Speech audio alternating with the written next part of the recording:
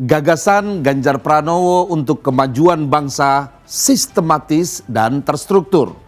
Bukan sekedar retorika, tapi juga berbasis data. Pengalaman Ganjar sebagai Gubernur Jawa Tengah selama 10 tahun dan sebelumnya malang melintang di parlemen sebagai anggota DPR RI menjadikan Ganjar memahami betul akar masalah dari persoalan bangsa. Dengan begitu, visi Ganjar terlihat mapan dan terukur dengan jelas. Visi Ganjar adalah pengabdian setinggi-tingginya kepada rakyat. Negara tidak boleh dikuasai oleh oligarki. Partisipasi publik dilibatkan untuk mengawasi kekuasaan. Dan penegakan hukum menjadi instrumen untuk memastikan keadilan betul-betul diwujudkan untuk kepentingan rakyat Indonesia. Indonesia benar-benar akan menjadi negara maju jika tujuan pembangunan betul-betul untuk kesejahteraan rakyat. Bukan sekedar melunasi dahaga kekuasaan. Mempercepat terwujudnya Indonesia emas dengan memanfaatkan bonus demografi di tangan Ganjar Pranowo adalah kunci. Indonesia bisa melesat menjadi pemain 5 ekonomi utama dunia, meninggalkan jebakan negara menengah dan tampil menjadi negara maju yang disegani negara-negara lainnya.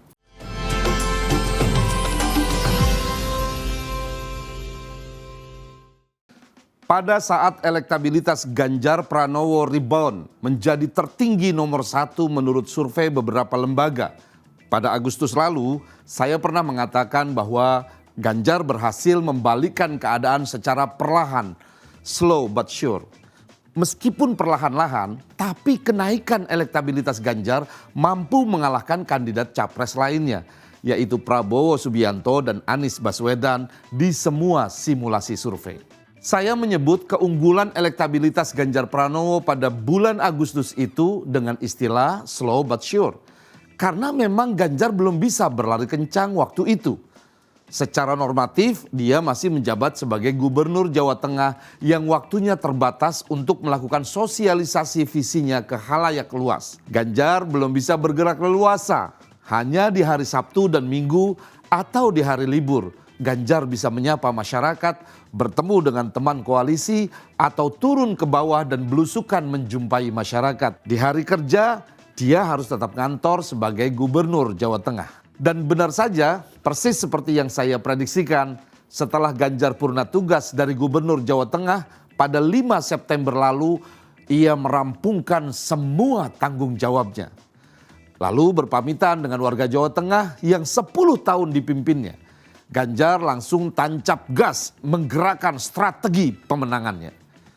Banyak waktu yang efektif digunakan melakukan konsolidasi relawan, turun ke bawah menemui rakyatnya, termasuk juga menghadiri acara pemaparan gagasannya sebagai calon presiden yang digelar oleh insan akademia di kampus-kampus terbaik dan perguruan tinggi bonafit di Republik ini. Di FISIP UI melalui forum kuliah kebangsaan, gagasan kerakyatan Ganjar menggelegar. Publik secara langsung bisa melihat setiap pertanyaan para dosen dan mahasiswa dijawab dengan tangkas dan bernas. Di kampus UGM Yogyakarta, melalui program Mata Najwa, gagasan-gagasan Ganjar mengalir deras. Disampaikan dengan bahasa komunikasi yang baik. Waktu 10 menit dilahapnya dengan efektif.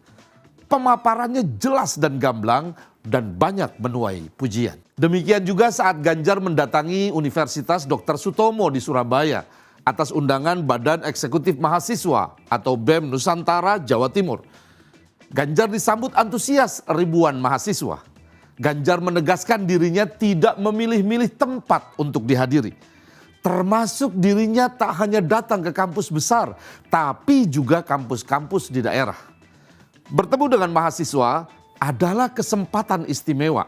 Karena dengan berdiskusi dengan insan perguruan tinggi, banyak gagasan yang bisa didialogkan dan diuji secara akademis. Masyarakat dapat secara langsung menilai bobot dan kualitas kepemimpinan Ganjar Pranowo melalui program Mata Najwa di kampus UGM yang diselenggarakan dengan tajuk 3 baca pres bicara gagasan misalnya. Ganjar tampak matang, terlihat sangat menguasai persoalan.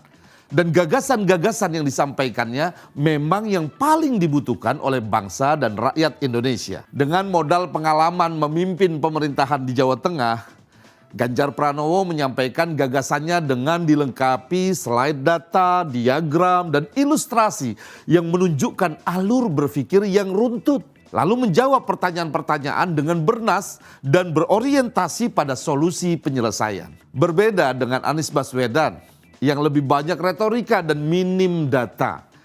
Dari awal memulai bicara hingga akhir sesinya, Anies hanya berkali-kali mengulang kata keadilan dan kesetaraan. Selebihnya banyak berputar-putar dalam permainan kata-kata. Anies tampak laksana guru di hadapan murid-muridnya. Sepanjang Anies menyampaikan pandangan dan gagasannya, audiens banyak terdiam, menyimak, dan sesekali bertepuk tangan. Prabowo Subianto juga jauh dari harapan. Karakter kepemimpinannya tidak terlihat. Di atas panggung, Prabowo lebih terkesan sedang berpidato dengan teks yang sudah disiapkan. Alih-alih menyampaikan gagasan-gagasannya secara genuine, kalaupun ada gagasan tentang pembangunan masa depan yang ditampilkan melalui slide presentasinya, tak lebih seperti contekan atas program-program pemerintahan Jokowi. Tidak ada yang baru, tidak ada gagasan yang fresh, jauh dari kesan inovasi yang dibutuhkan untuk memajukan bangsa ini. Satu-satunya dari diri Prabowo yang ditangkap oleh publik adalah karakter aslinya yang memang haus kekuasaan. Dengan jujur Prabowo mengatakan bahwa banyak perusahaannya yang berhenti, banyak asetnya yang mandek karena tidak berkuasa selama 20 tahun. Dari pernyataan ini publik mengetahui bahwa Prabowo maju sebagai capres karena memang demi kekuasaan. Dengan kekuasaan itulah dirinya bisa memanfaatkan jabatannya untuk kepentingan bisnis dan kekayaannya. Satu-satunya capres yang banjir pujian adalah Ganjar Pranowo. Gagasannya disampaikan dengan mengalir dan gamblang, penuh nuansa keakraban, diselingi humor dan canda tawa. Forum menjadi hidup, gemuruh, dan meriah. Muara dari semua gagasan Ganjar Pranowo adalah refleksinya atas visi kerakyatan yang dibangunnya. Baik saat di UGM Yogyakarta, ataupun saat di FISIP UI, dan juga di Universitas Dr. Sutomo Surabaya. Dan di banyak kesempatan di lokasi yang berbeda.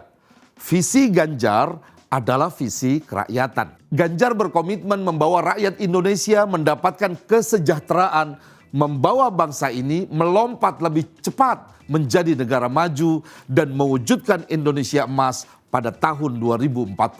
Seperti ikrar Soekarno kepada seorang petani bernama Marhen yang kemudian menginspirasi perjuangan Bung Karno dan kader-kader PDI Perjuangan termasuk Ganjar Pranowo. Untuk mewujudkan Indonesia emas 2045, Ganjar berkomitmen melakukan transformasi pada 6 pilar strategis.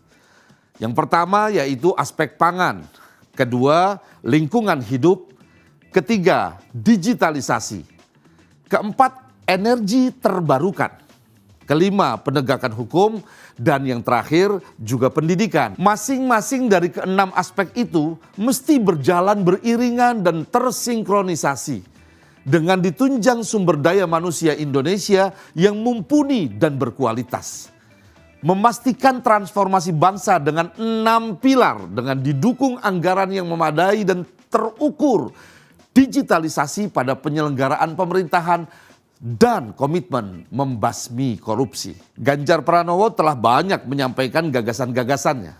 Semakin banyak masyarakat yang mendapatkan penjelasan mengenai gagasan dan visi kerakyatan Ganjar Pranowo, semakin banyak pula masyarakat yang mendapatkan penyadaran tentang pentingnya mengetahui rekam jejak dan gagasan unggul calon presidennya. Masyarakat akan semakin cerdas dan dewasa untuk memilih pemimpin bangsa berdasarkan kesadaran, pengetahuan, dan suara hati nurani. Bukan karena emosi sesaat, karena termakan kampanye hitam, pencitraan negatif, atau berita dusta. Inilah asa saya, asa Ayah NH.